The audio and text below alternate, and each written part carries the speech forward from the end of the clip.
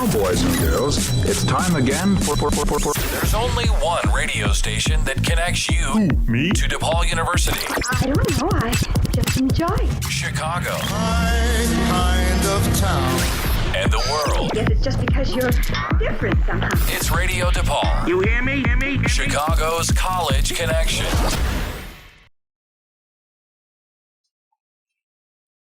Welcome, everybody. This is Movie Swap right here on Radio DePaul, Chicago's College Connection. This is the show where me, Garrett Neal, and my co-host make each other watch films that we are very passionate about and that the other is unfamiliar with, and then we talk about it.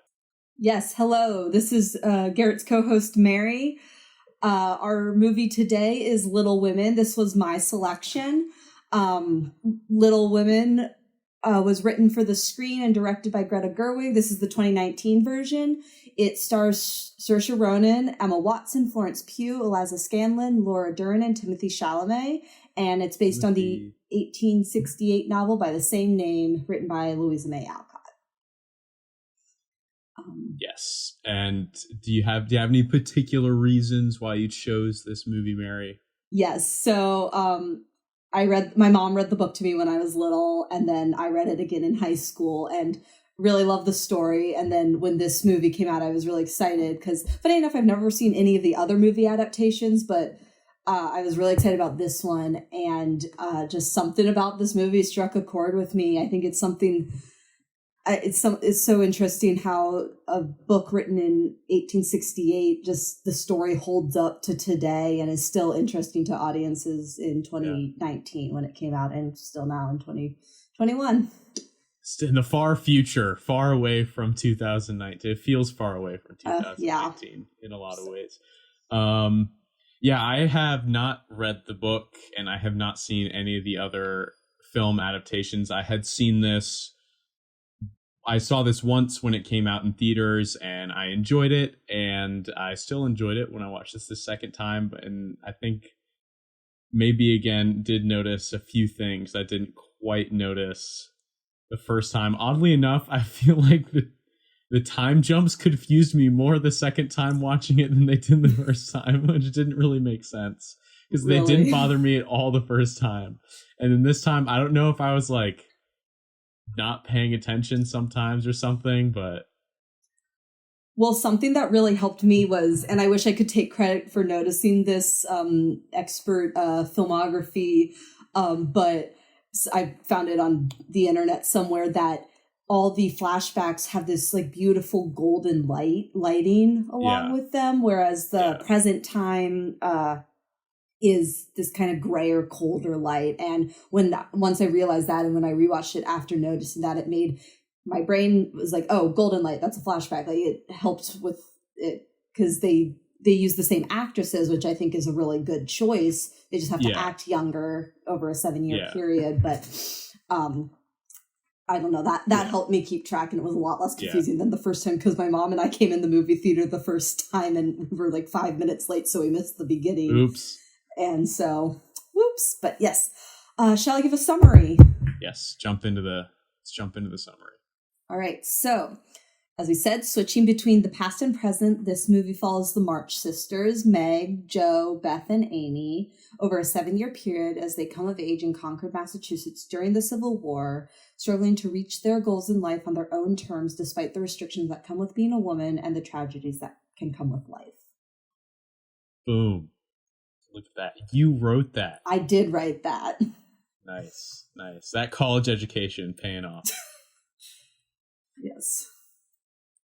So I guess why don't you go ahead and start first with one of the first things that you noticed or that you wanted to talk about? Well, I guess we can start off at the beginning with it starts with Jo in present. A very good place to start, some might say. Yes. When you read, you begin with ABC. We're not doing that movie today. We can later if you so choose. If you're passionate about Sound of Music, we can do that. So it starts with Jo in New York in present day. She is sitting in a publisher's office. Obviously, he is a male and is a little unimpressed with having a female there, but she is there on behalf of a quote unquote friend who wants for a friend.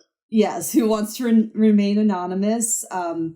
She's nervous because she wants to get her work published, and he takes it, he reads it through, and he crosses out most of her writing, but likes the beginning part and says he'll take it. She says that she likes the ending because she has her sinners redeemed at the end, and he says that's too preachy. We just had a war. People want something short and spicy. We don't need to be preached to. But she lets him take the book. The other main reason he didn't like the ending was because the female protagonist was not married. And he says, if you're writing something for us, the woman has to either be married by the end or dead. Should I tell my friend that you'll take another if she had one better than this? We'll look at it. Tell her to make it short and spicy. And if the main character is a girl, make sure she's married by the end. Or dead. Either way. Excuse me? Either one works. Ooh, and great so choices. That kind of sets up... That's a very poignant way to kind of set up what Jo's facing as a female writer and someone who herself really wants to remain independent and is unmarried at that time. So... Yeah. And the movie, it does start with a quote from Louisa yes. May Alcott that says, "I've had lots of troubles, so I write jolly tales." Yes. Which I think is an interesting quote to start the movie, which I may bring back up again when we circle around to the ending. Yes, the ending's very interesting in this movie. One of the reasons I liked it so much, it's a little...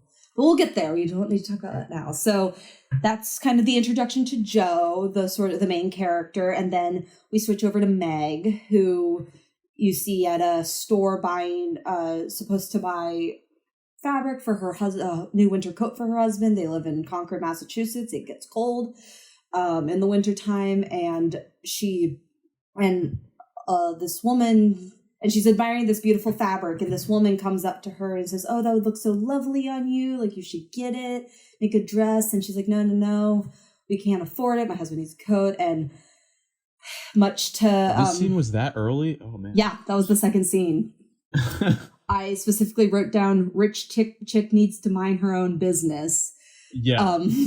Really. Like, honestly, like, you got... When you're, like, a friend, it's like, you gotta have some perspective, like... So and that sets up Meg's character really well. Of she loves her husband, she loves her family, but she constantly struggles with being poor, and she wants to live sort of above her current means, and that comes up throughout the whole movie, even when she's a girl. She wants to be where the people are. She wants to see them dancing. Okay, sorry. I'm giving him a disapproving look. Yeah. Okay. I think it translated very well in that silence. The silence. Yes. So then it flips back to Jo in New York going to see a Shakespeare play, I believe.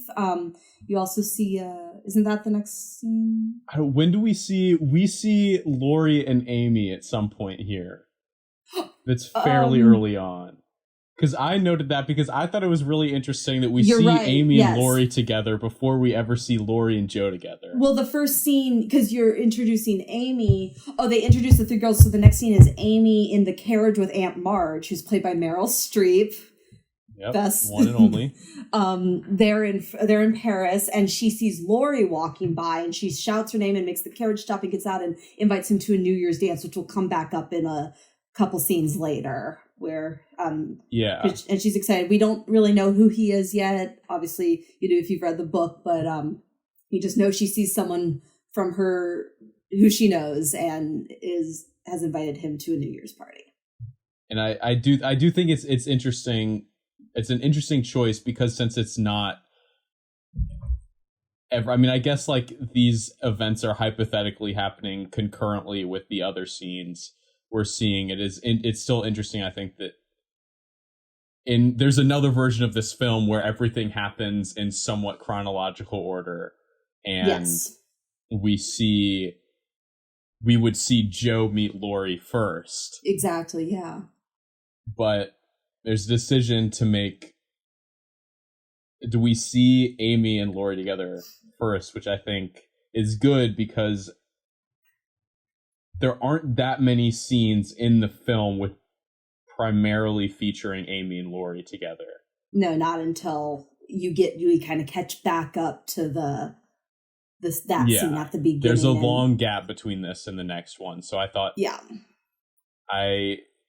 because I have interesting feelings about this relationship, realizing that this choice was made altered my feelings a little bit. But yeah, I agree. This definitely, I don't know if it's Florence Pugh's acting and the way she played Amy, but and I know a lot of people have these thoughts from what I've seen online, is that Amy's tends to be one of the most hated characters if you just read the book, for reasons that we will get into soon, and rightly so. But this movie, even me who just couldn't stand her in the book, this movie makes her a lot more complex and a lot more, maybe it's seeing her fall in love and stuff that makes her a little more amiable, but I don't know. Does she fall in love with?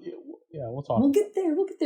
Okay, so anyways, so that's the introduction to Meg, Jo, and Amy. We haven't met Beth yet, and we do know why eventually, but it eventually goes back to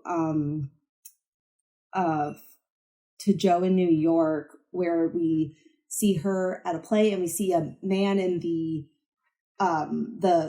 Friedrich, the professor, in the audience looking at her watching this play.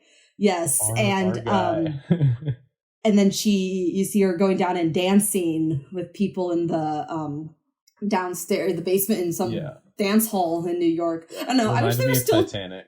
I wish there were still dances like that today. Like, I'm not even talking about COVID, but I'm talking about. Oh well, yeah. Like that still being a thing of people casually dancing. I've been to a dance thing once where it was just like, I think it was like a square dancing thing. Did you go to the line dancing thing in Maryland? Yeah. Yeah, I've been to there too, but it's not like a common thing. It's not quite, but yeah. Yes. And then we go have our first flashback scene, which is... This time it does say 7 years earlier. Yes, this is the only time it marks that this is a flashback scene, and it's Jo and Meg getting ready for a party. Jo is trying to curl Meg's hair with an 19th century curling iron, and it's just utter chaos. All the sisters are running around, and Amy's complaining about not being to go. Beth just wishes she could hear the music. This is when we first meet Beth, the sweet sister. I believe we do meet Beth earlier, and we see her playing. Is she just playing the piano? Piano. Oh, okay. That's what I wrote that down before I wrote the time jump part. So smart. If my notes are correct, I according to my notes. So yes, and Beth wants to go just hear the music, and Jo says, I'll remember it and tell you and sing it to you later. But then Jo burns Meg's hair off, and for someone who cares a lot about her appearance and wants to look beautiful for this dance, that is a tragedy, and there's a lot of screaming and chaos. And one of my least favorite lines of the film, which I just don't like these kinds of lines in general, but this is also just because, it's Amy, who we have mixed feelings towards, is Amy tells Jo, who's Saoirse Ronan, like, oh, you could be pretty if you tried, which, like, generally just, like, in the film is, like, a mean thing to say, but, like, anytime it's, like, a Hollywood film and they're, like, trying to act like all of these people are not attractive, it's like, okay, like, F you, like, we don't like... I mean, normally I don't like that, but for this, obviously, I think that's probably a line taken directly from the book or something, but... I'm sure it is. Because then Jo is like, no, I refuse. I don't want to look pretty. And Yeah. her very awkwardly at the dance always makes me laugh. And Meg's like, Yeah. giving her all these rules on how to be a lady. She's like, don't say capitals, all these things that nowadays like don't matter so much, but at that time, like, don't shake hands, like women shaking hands. Oh, the horror. I have a barely noticeable hole in my dress, so I must sit outside in this side room so nobody could see me. Well, that was funny because there was a man who was looking at her. That's why she like retreated to the back room. She was like, I do not want to deal with this man. I am getting out of here and staying to the side. Because Meg didn't want to leave yet. And then we officially see the first meeting between her and Laurie. Yep, there it is. Played by our boy Timothée Chalamet. Yeah. I'm not sure how I feel about Timothée Chalamet, but... Well, I like him as Laurie. He is the great Laurie. He does a solid job in this. And I like the character Laurie a lot, so... Yes. Very interesting fellow. Oh, yes. And then... in the scene, you see them, Laurie and Joe, who both don't really care for the party, dancing outside crazily and having fun. And then Meg's like, help, I hurt my foot. Please get me home. Like, knocks on the window. My foot! Like, what? I just need to say, I love Emma Watson dearly. She cannot hold an American accent for very long. And you hear her British self slipping through for most of the movie. It pops up here and there. It definitely pops up. You hear it a little bit with Saoirse Ronan as well, but Emma Watson's definitely the most obvious. My foot. I've hurt my ankle. Oh, how am I going to get home? Well, I don't see what you can do except get a carriage or stay here. Carriages are too expensive. Well, let me take you. It's right next door. Oh. Well, because Saoirse's, she was just coming off Lady Bird. Yeah. So directed by the same person. Also with Timothée Chalamet. Of course, yeah. So, No, and obviously no judgments. I couldn't do a British accent, but it was just very funny because I kept hearing it slip through and I was like, oh, Emma. But yes, so then there's the chaos when they're all returning to the house. Another thing I love about this movie and love about seeing historical movies that are done in ways like this is that when you read books, it's harder to picture it sometimes, and it's harder to see just the humanity, how they're like, they laugh, they cry, they have all these emotions, there's chaos, they're running around having fun. It's sometimes harder to get that sense from the book, and then you sometimes forget that historical people were just regular people that had the same emotions, just less technology and stuff as we do today. And a movie like this movie in particular just reminded me of that in all these fun scenes with the family, of this like chaos of four girls running around and yelling, and Marmee, played by Laura Dern, comes in and is like apologizing for the chaos, and Laura's there just taking it all in and having fun. So I don't know, I love that scene a lot. Yeah, Laurie does a lot of really great awkwardly standing in the corner in these early scenes. Yes. It just nails it. I really appreciated that. And Marmee just throwing a scone at him. She's like, here, take the scone. I bake late at night. I like stress baking, basically. Yeah. Then we flash forward back to Amy in Paris, I believe, is the next main scene that I want to talk about, because this is the scene where she is at the party with her suitor and soon-to-be fiancé, if Aunt March gets her way, Fred Vaughn. And then and this is the party Laurie was supposed to come with her, and you see him come stumbling in with two pretty young women on his arms, clearly all very intoxicated, and Amy is not amused, to say the least. A little mad. Just a little bit, and she goes off on him, and he is being sarcastic right back to her, and just kind of completely publicly humiliates her at this party. They make a scene. he causes a scene and he shouts Fred Vaughn's name and walks Fred out. Vaughn, everybody. Whoosh. Spills a drink Throws on his someone. drink. Oh, yeah. That's a fun. I really like that scene. I like all these scenes. I'm going to say It's a very say that a dramatic lot. film. It's a very dramatic film. But it's done in a fairly honest way, I feel. I think so. For the most part, there's one scene which I'm sure we'll get to that I think like really lays it on pretty thick. But If it's we'll the get there. scene I think you're talking about, I think there's a reason for that, and I will have thoughts when we get there. Okay, well we'll get. We'll there. see if we're We'll talking get about there. the same scene, but who knows? So yeah, I just I think that scene is also important in setting up Amy and Laurie. Like at that time, obviously they're still just friends. I know these are spoilers, and we have to talk about this scene to talk about how it sets up. No, that's totally fine. We don't need to. We don't But, need to stick entirely to chronological order. I think it is interesting how this scene sets up that there is that, even though they're yelling and mad at each other, there's a certain respect there in that, or there's a certain ability for them to handle each other. Okay. And call each other out. Which I think leads to the respect that comes later, maybe not at that point, but I think both of them have lived lives where not a lot of people have called them out, or only Joe has been the one to call them out in the past. So it's interesting that now they've both grown in a way that they can call each other out on their faults. That's interesting. Yeah, I had read it like that. I mean, I had seen it as Amy wants Laurie to be a better person, and Laurie is trying to make Amy jealous, which I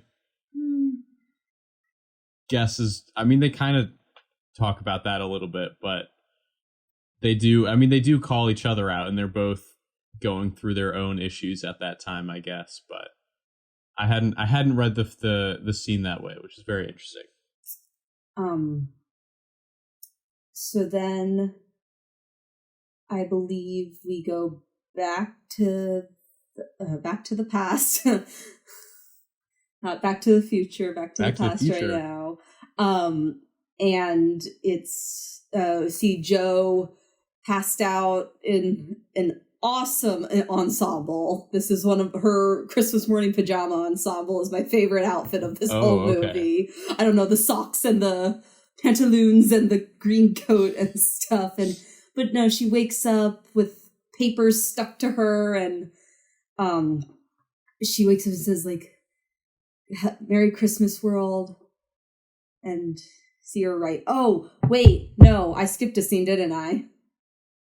Regardless, at some point, we are more introduced to Friedrich and how he respects Jo as a writer and wants to help her be successful. So he gives her these books that Shakespeare says, these books will help you, these are notices, these books will help you learn character and stuff and help your writing. So, I don't know, that's a sweet scene. And you see her writing in the window there, and then you see her writing in the window in the past back in Concord, and her then waking up on Christmas morning and coming down, and everyone's up and running around. And it's, again, happiness and chaos on Christmas morning in the March household. Marmie's not there at the time. They're all sitting down. It's revealed that Jo is writing a Christmas play that they put on. It seems they put on every year for kids in the area. And Amy does the costumes, Meg's on stage. And this is where they talk about kind of their hopes and dreams, where Meg's saying, "Oh, it's so terrible to be poor. I want lots of fine things in a big house with servants to do everything for me." Amy's saying she wants to be the best artist in Paris, or the greatest artist in the world. Beth says, "I just want all of us here together." And they ask Jo, "Hey, Jo, isn't that what you want, to be a famous writer?" And Jo's like, "Yes, but it's so crass when Amy says it like that." And then Jo and Amy get into a fight. And yeah, I don't know. I just got stuck on when Meg was like, "Yes, I want all the servants waiting on me." And I was like, all right. I mean, yeah. hey, okay.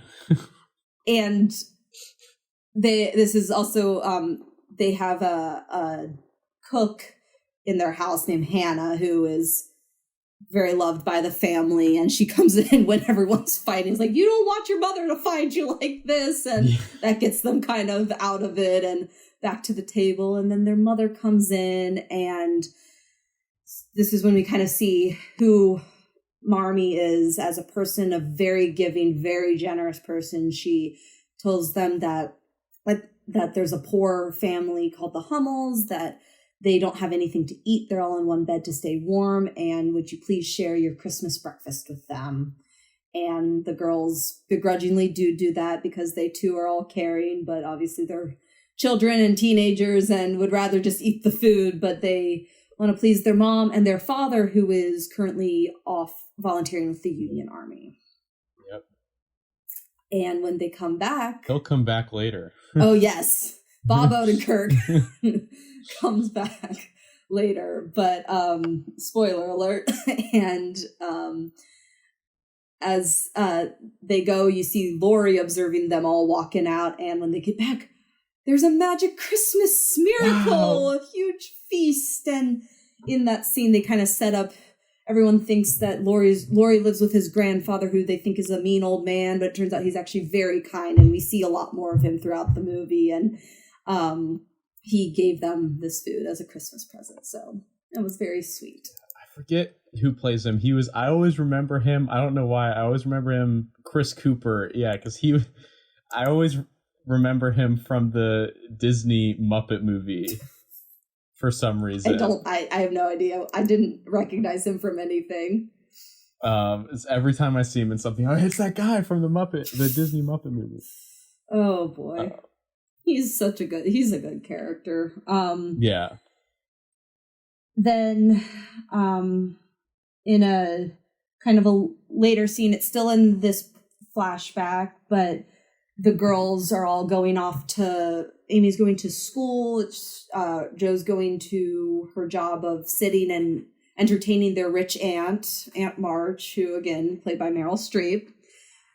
Meg's going off to whatever job she has, and Beth is going to help with errands or something.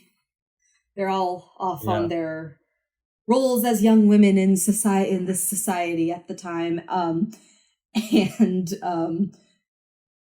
Joe, you see Joe with Aunt March, and they have a very interesting conversation of women's options in the world, and how and one of the funniest conversations in the movie of Aunt March telling Joe she has to get married. There's no other way for a woman to make money. And well, like, you didn't get married. You're not married.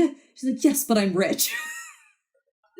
And just like, well, anyways, I intend to maintain my independence. This is just another scene further showing how Joe butts heads with kind of the expectations of women in society, and especially her rich aunt. But this is also where Aunt March invites Joe to accompany her to Europe at some point in the future. Penciling it in. If Joe keeps reading to her and keeps behaving, but will that end up happening? We will wait and see. Ugh. Emotions, but yeah. Wish you could bring Radio DePaul with you everywhere you go? Well, now you can with the Radio DePaul mobile app. Download this easy-to-use, free app from the App Store or Google Play to listen live. With the portability of a phone and the simplicity of pushing buttons, Radio DePaul satisfies all your audio needs straight from your pocket. From the main station to sports, news, and podcasts, your entertainment options are endless. Download now and try not to break your phone in excitement. This message brought to you by Radio DePaul, Chicago's college connection. The most dangerous trend on college campuses. The Juul. The vapor clouds of Juuls on college campuses are prevalent everywhere. Small clouds of vapor rise to the heavens as students depart from the buildings. But it needs to be known, Juul is not cool. Stay clear of the dangerous trend and be cool. This message brought to you by Radio DePaul, Chicago's college connection. You're listening to Radio DePaul. Best station in the nation, 2020.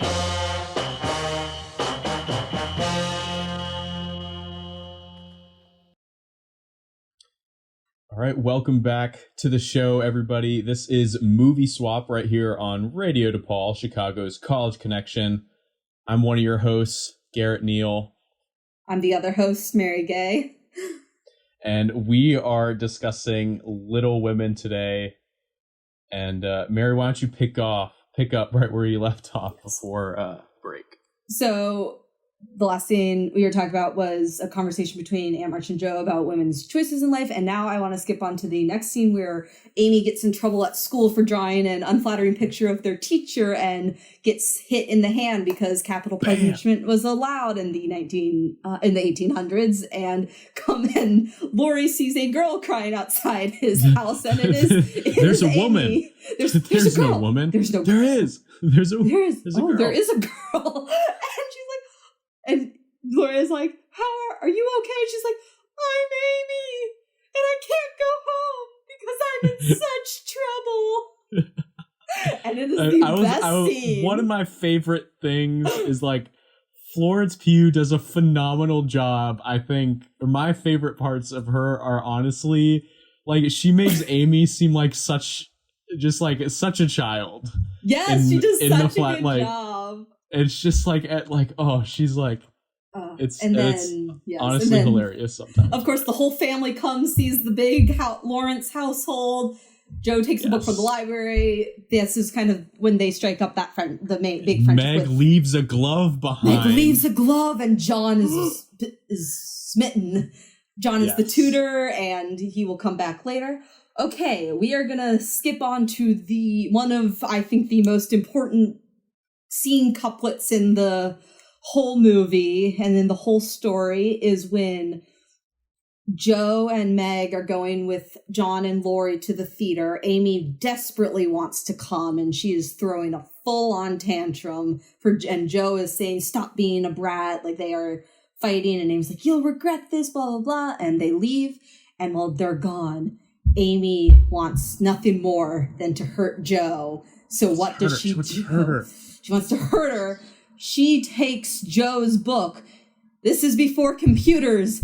There are no copies. She takes a novel her sister was writing, her one true love, and burns it. And it's like, honestly, like, this is like one of the reasons why you could like honestly, there's a pretty solid argument that like there's just like no coming back from this. Like, this is just, and like, I don't know if this bad. Strikes an extra chord with me as an older sibling with a younger sibling who has done some things that have annoyed me in the past, but this just hits home hard. And when she comes back and just attacks Amy when she figures it out, like I'm like, yeah, get her. Honestly, yeah, I'm like, I do not feel bad at all. And then Amy tries to apologize because her mother told her to, and Joe's like, I am not talking to you. I am gonna hate you for the rest of your life, which I'd understand. I understand too. Like, that was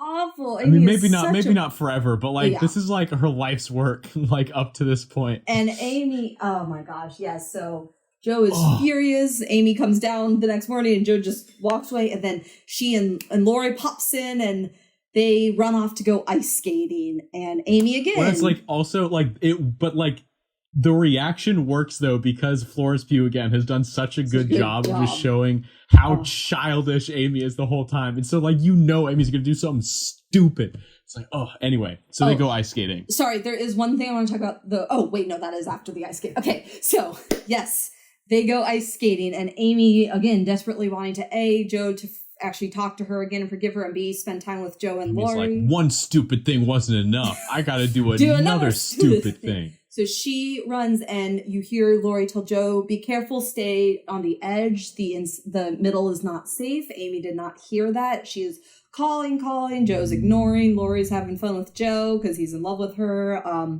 And then you hear a crash and a scream. And Joe's like, it's Amy.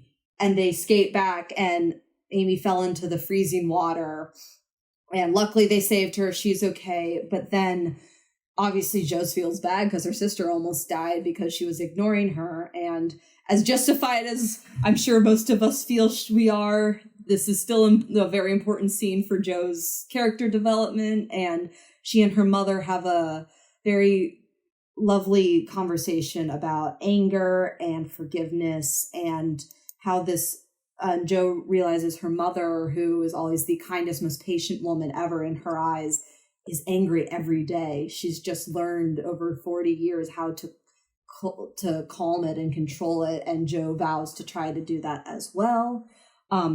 This has one of my favorite lines in the movie where Marmee says, "There are some natures too noble to curve and too lofty to bend." I just love that line because, yes, that's kind of a theme, is Joe's will shall be followed come hell or high water, and that comes again later on. So the next scene is Meg going off to a debutante ball and Laurie follows her there. But before, I just have to ask, did ninja exist in the 1800s? Did you notice that, Garrett, that Joe and Laurie are playing ninja? Oh, yeah. Yeah. That was like... I was like, that was so... I was like, is that? Because it kind of looked... So, just food for thought. If anyone knows if ninja existed in the 1800s and what it was called at that time, please let us know. But just a fun little thing. Meg goes to the debutante ball. She only has one dress, and all this these is the one where she's called Daisy, right? Yes, these ridiculous rich girls, and we see the blonde woman who couldn't mind her own business in the first scene about that dress, and someone else, they call her Daisy as a pet name, and they let her borrow this big pink froofy gown, and she's having fun. Laurie comes and she asks him if he thinks she's pretty. He's like, no, I think this is stupid. I think you look dumb in that dress. But then and she's not happy about that, obviously. Don't ever tell a woman who wants you to say, yes, she looks good, that she looks bad. Not a good idea.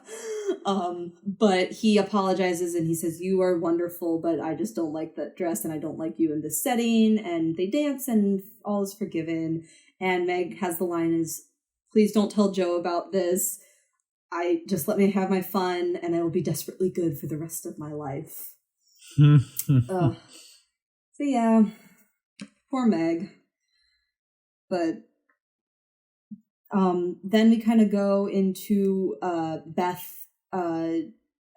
Before Meg left, Mr. Lawrence offered use of their grand piano to Beth, and she accepts despite he says shyness. that his daughter used to play the piano, but since she has passed, that the piano has just sat there and it's lonely and it needs someone to keep it in tune. And Beth, who is hardly talked the whole film, steps up and says, "Oh, I'd love to play nothing more than you." But she only play with Mr. Lawrence is like not there, and it's just like oh, I always cry. I mean, I've only seen the movie twice, but like this scene, just like where she comes in to play the piano, and then he starts like he hears it, and he perks up, and then he just starts like walking down the stairs. Yes. And he knows that like he can't let her see him, and he just sits down and leans against the wall and just like he just bursts into tears as he's listening. And it's one of my favorite.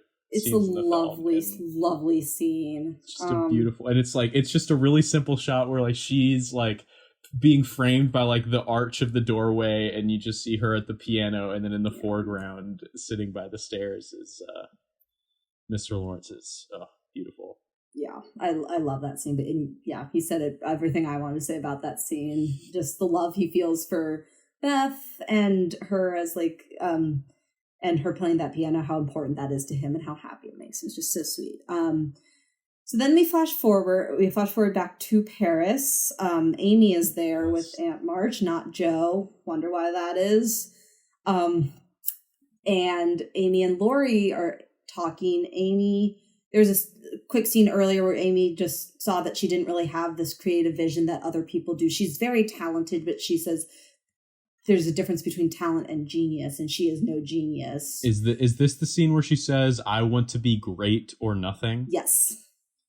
Yeah, I I really like that line. Me too. And the way she delivers it is so good. Why did you give up, Amy? You have so much talent. Talent and energy. isn't genius.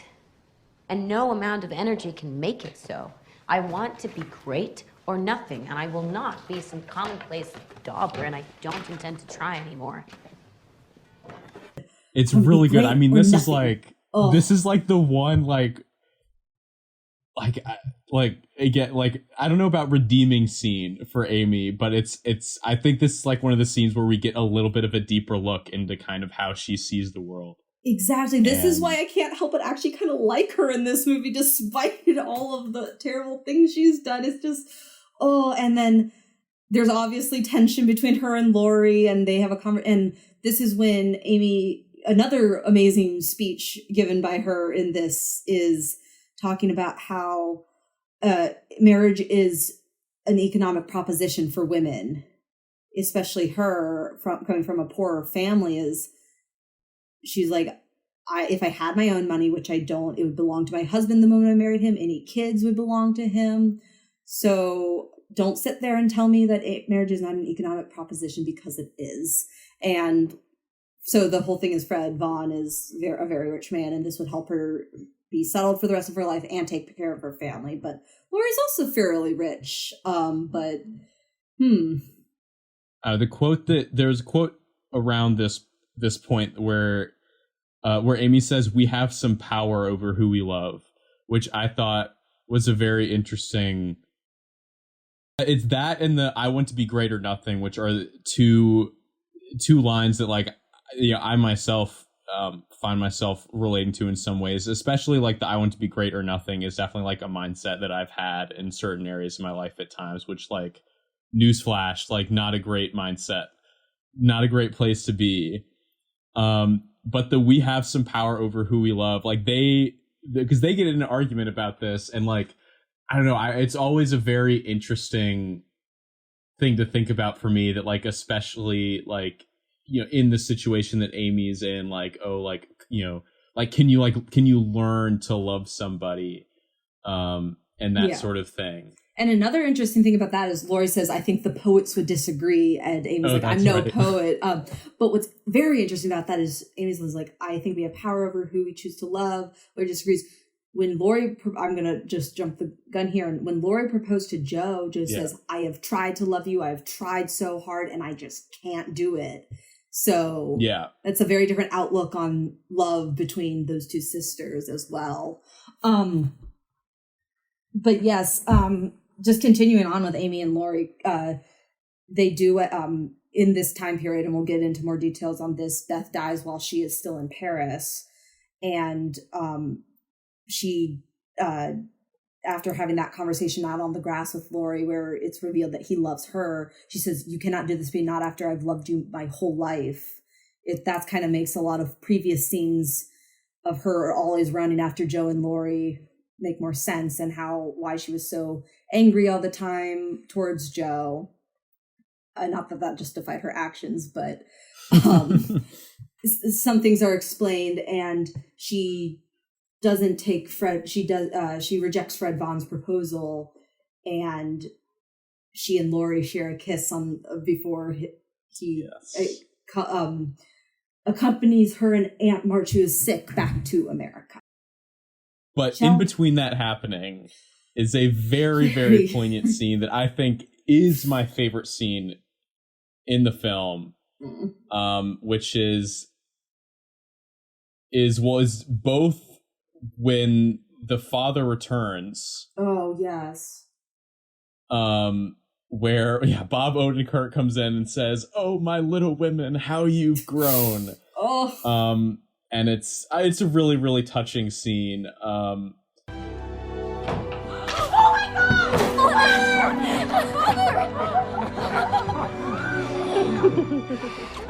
My little women, how you've grown.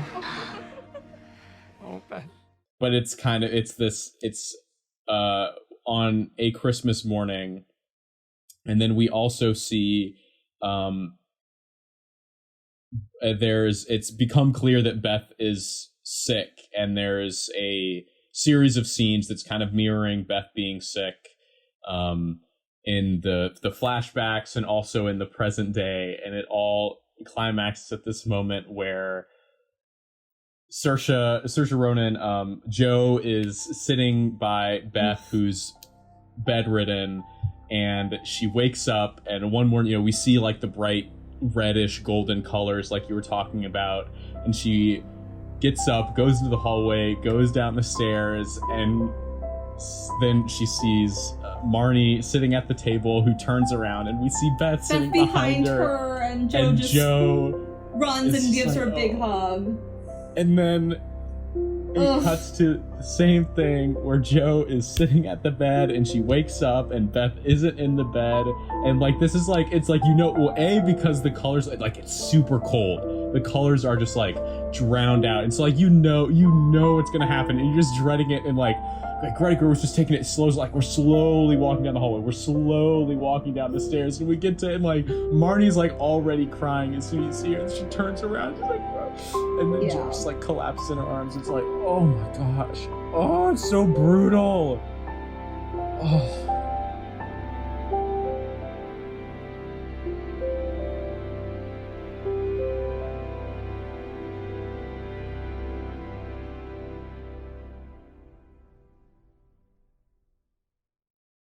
I think the one other scene that I definitely want to touch on before we get to the end. Yes. Is which we briefly alluded to, which is the scene where Laurie proposes to Joe, which is in the past. And like this scene, I think it's a very iconic scene, and it's obviously a very like controversial moment because it's like, oh, should Laurie have ended up with Joe or Amy? But like this scene, like I just think like this is the point of the film where it just gets like a little bit too dramatic for me. And it's like, this is the one scene where it's just like, it's taking itself a little bit too seriously, and it's just like this scene makes me laugh, and I feel like I shouldn't be. It's like every other part of the film, I'm like with it, I'm there, but this scene, it's just like I can't do it in this scene. I don't know what it is, but see, I disagree. This is not the scene that I can't take seriously. This I still feel has the same sense of, yes, it's dramatic, but it's still real. But I just think it shows how overdramatic Laurie is, as like that's his character. So I think because he's like, I would rather die than like I don't think that's bad. I don't think that's bad writing. I think that is his character. And no, I wasn't going to say it was. Well, no. Okay, yeah, but I don't think it's overdramatic. I think it is overdramatic, but I think it's because it's on purpose. It's because Laurie's overdramatic. Because I don't think Joe ever acted overdramatic in that scene.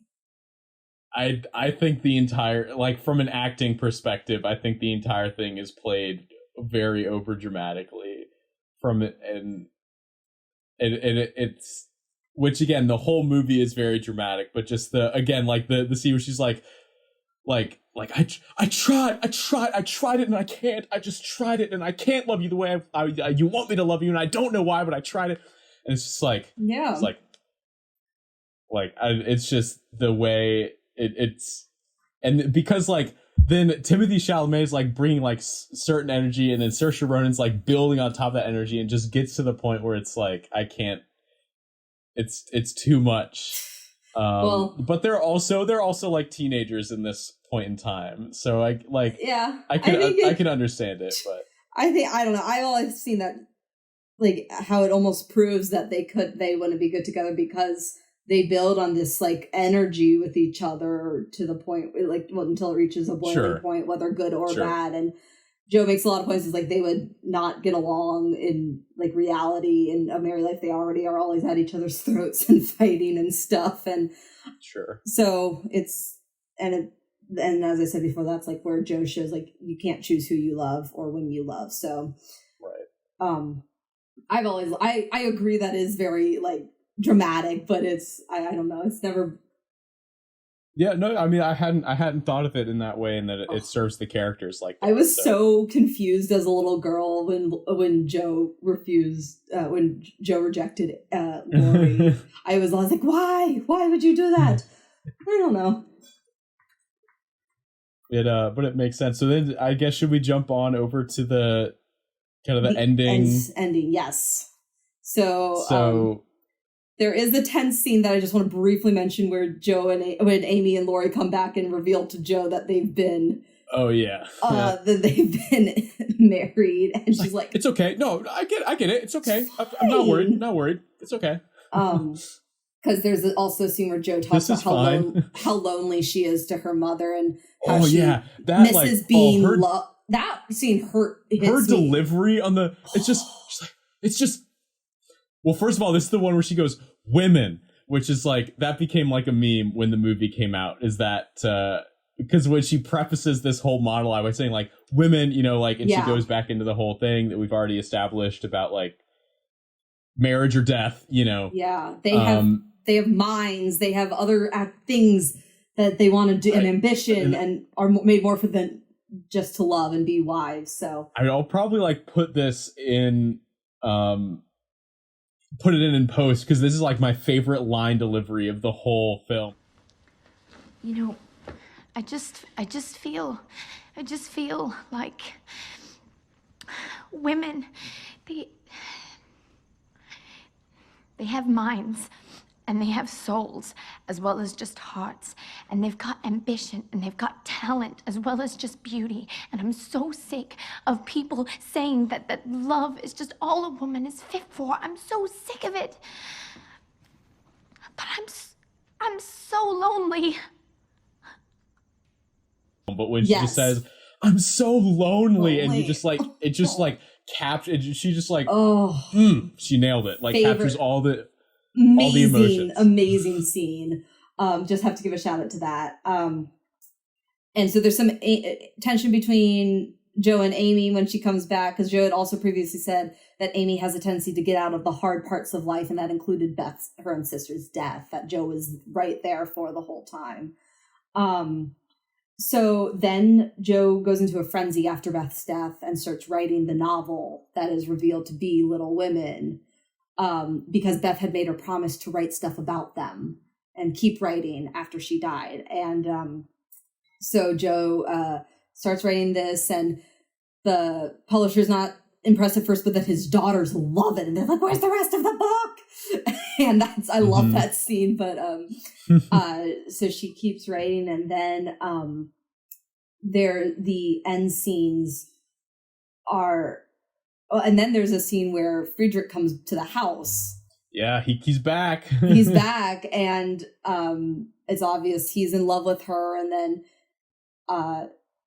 there's this, and then he comes over for dinner, and they have a great time. And there's a couple great moments, because this happens when they're at the play back in the beginning of the film too. But when they're eating and they're sitting next to each other, and then like Friedrich looks over at Joe, and then as soon as Joe looks to Friedrich, like he looks away, and so they're like just missing each other. Yeah.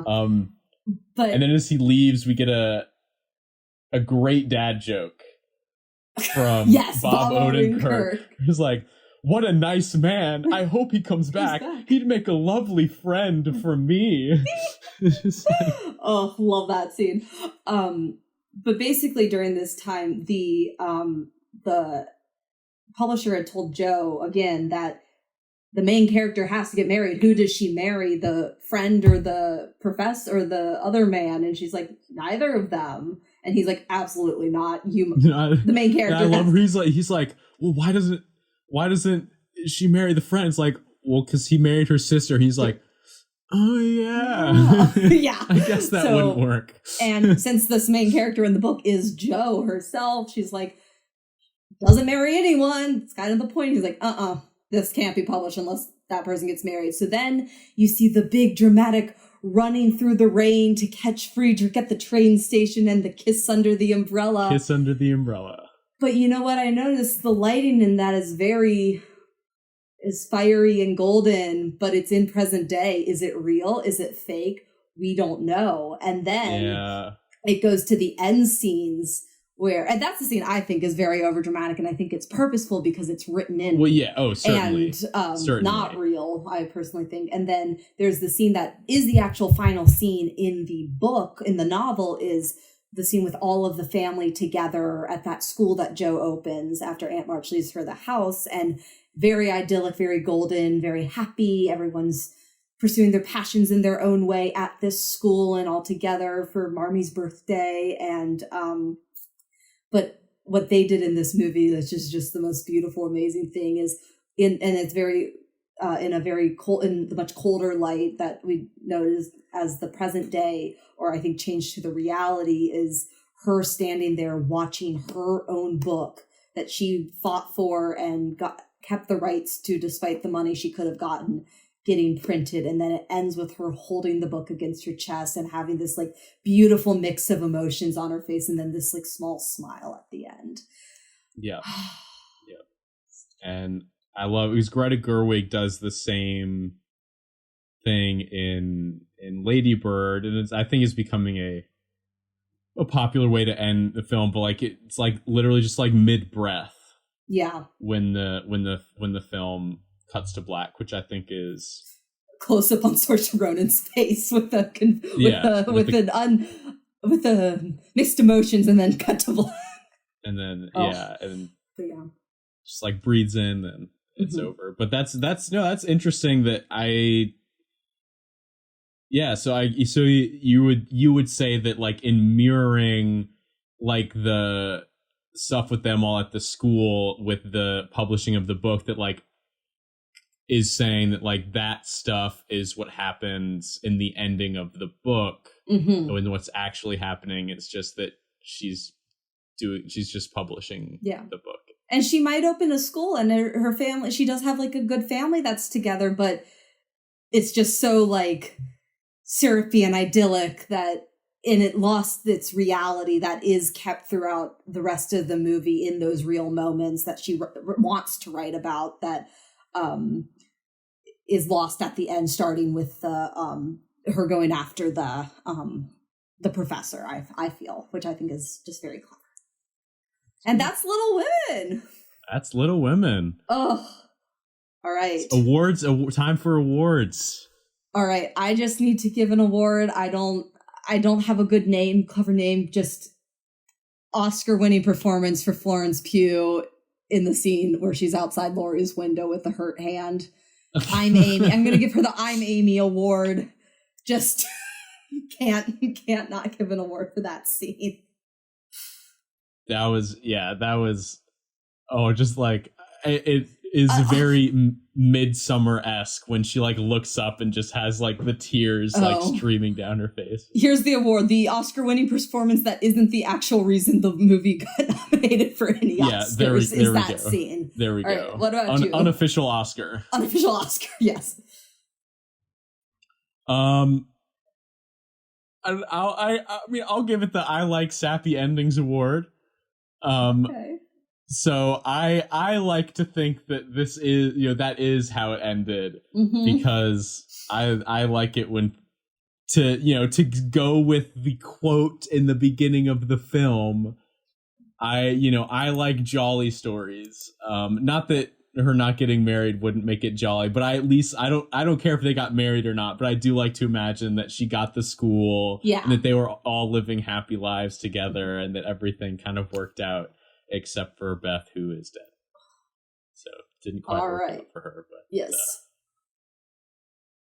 What is next week's movie? It's your choice. It is my choice, and next week we're I think we should do Love and Basketball. I have not seen that movie, so I look forward to watching it. Yeah, it's solid romance and sports all together in good. one. So. My two favorite things. This is a romantic movie.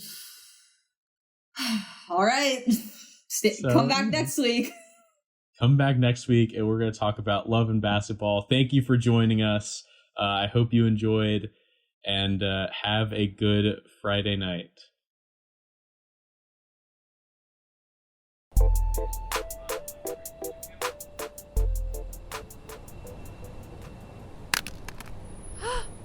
I dropped my phone on the tracks. I better go get it. Stop. Stay off the tracks.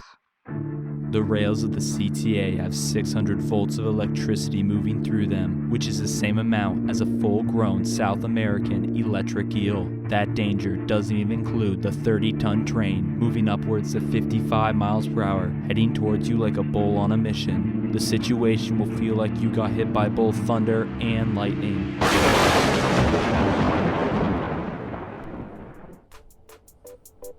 You can live without your cell phone for a few minutes, so don't risk it. Stay behind the blue platform edge and relax.